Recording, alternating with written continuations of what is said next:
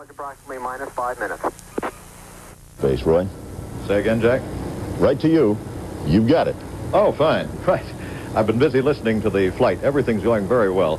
And let me give you some idea of what is about to happen here in just a few moments. As the 747 gets ready for the separation maneuver, it will go into a very shallow dive. And you may notice that the Enterprise in this model is sitting at a slight incline, about 6 degrees to be exact. That's planned. And at the time of separation, explosive bolts will be fired. Matter of fact, Fred Hayes will push a button, activating them.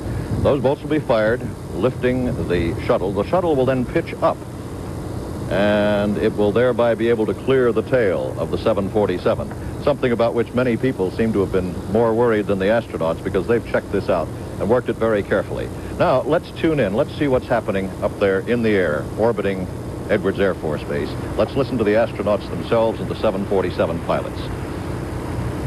They're not saying anything, of course, at the moment. As soon as they do, I'll quiet down. Houston Control, we show an altitude of 27,000 feet now. At 2 minutes, 41 seconds from pushover. Pushover clock will be updated at 1 minute. That's Jack Riley in Mission Control, Houston, advising us that pushover, which is the maneuver. Shuttle carrier aircraft pilot Fitzfolk will call launch ready after pushover, after he's achieved the proper airspeed. The pushover. Probably the next call you will hear will be a Chase 1 calling SEP. Chase 2 will call clear.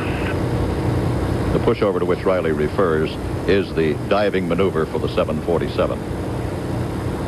Beautiful pictures from one of the chase planes. There is no countdown clock to separation. 5 for pushover minus 2. Mark, pushover minus 2. That's minus 2 minutes to the pushover. Alpha. And the person calling that. Separation is the option of Fred Hayes after the launch ready call. We're hearing Houston Mission Control in direct communication with the astronauts and with the pilots of the 747.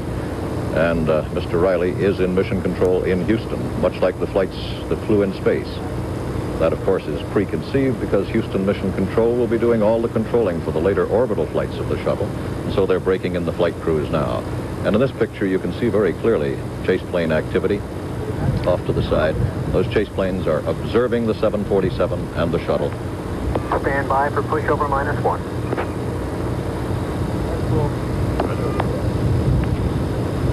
Mark, pushover minus 1.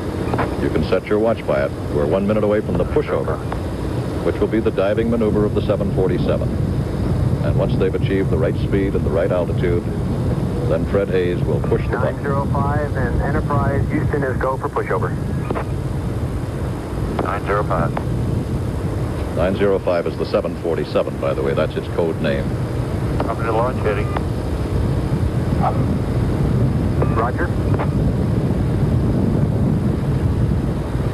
Launch ready. That was Fred Hayes advising that he's ready aboard the Enterprise. Okay, Enterprise is set. Thanks for the left, Ed. You bet.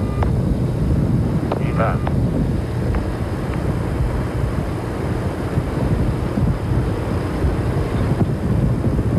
We're about 10 seconds away from the diving maneuver.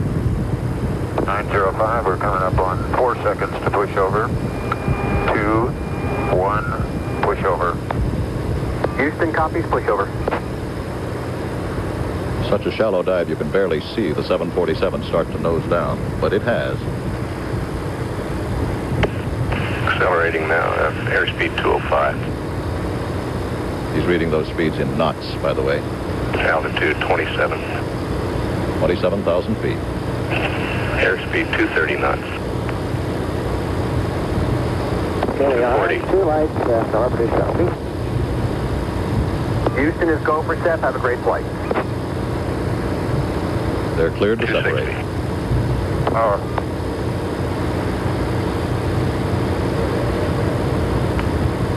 Launch ready. Take 1 There step. they go. They have separation. Phase 2 clear. Okay, we got a GPC light, lost the sync on 2, pushing over. And a big X on computer number 2. Roger, stand by and halt on GPC number 2. Go. for mode 203. Roger. They're flying by computer, Flying good. and you can hear them Roger. talking about the computer readouts now. 250, starting flare. Putting on his flaps just like an airplane. He's conducting a practice landing at altitude. This gives him the feel and attitude and same airspeed as when he touched down. 270. 20,255.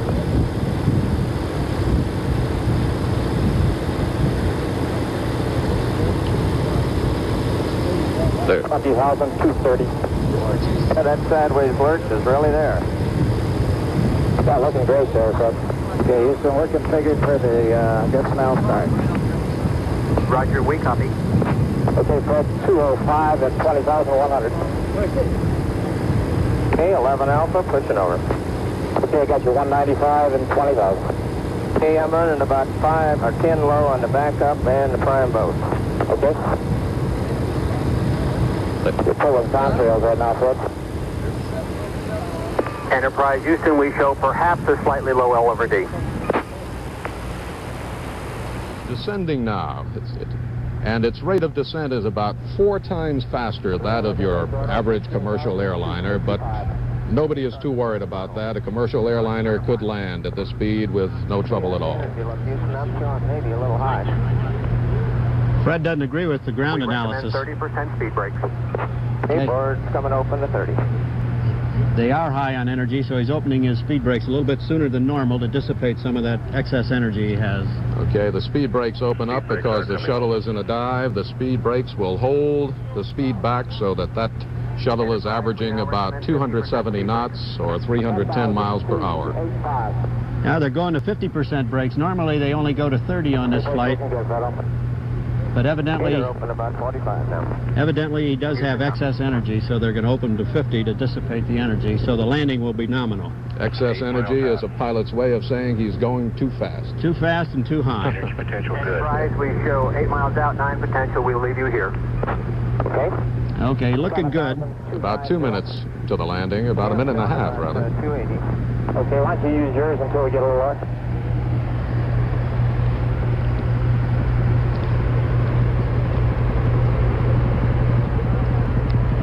Leo, the rate of speed right now, the rate of descent is about 4 times what a commercial airliner uses, and his speed is about 2.5 times as he approaches the runway. He'll land at about 185 knots or 212 miles per hour.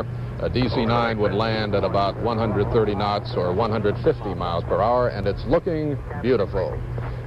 We should be able to eyeball it from our perch just beyond the runway here at Edwards Air Force Base. Fido says it looks super. It looks super. I have him on the glasses, Mort, now. Okay, we've got him. He's coming in. Should be about, what, 3,000 feet up there now, Leo? Pre-flare.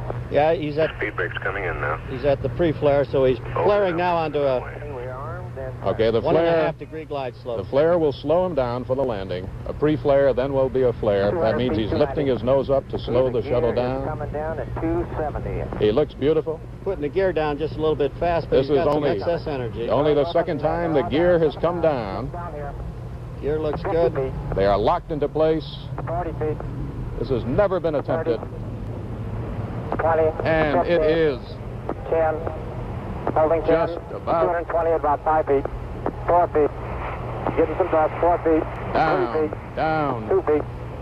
and it's down. Just over off about 2 It's feet. down. It has landed, You're on. and it looks Okay, beautiful. your nose wheel's about 10 feet.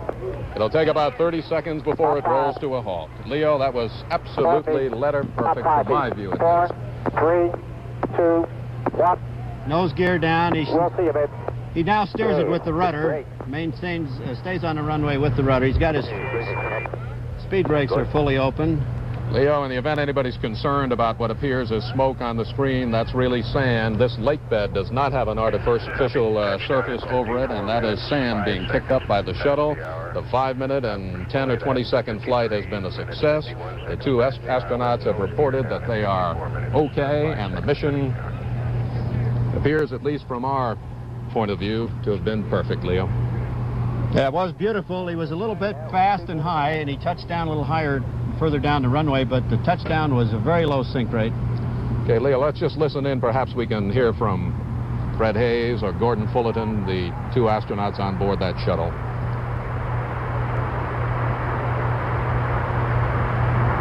Guess they're not saying much. They're going to roll out very gently. They're not going to brake to a sudden stop. They want to check out the nose wheel steering the last 60 knots of the velocity, so they'll take their time getting it stopped. Leo Krupp, are you now satisfied those brakes worked? Everything worked. It was beautiful. Just the way you flew it in the simulator those many times. He did inadvertently get a little high on energy, but other than that, the flight was perfectly nominal.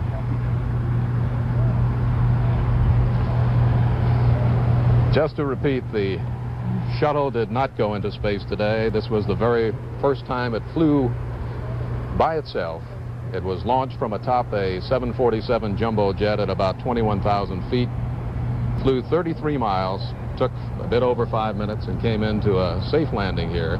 There were no engines on board. It was a glider, acted like a glider, was flown like a glider, and was a successful glider. Congratulations, it was a beautiful flight.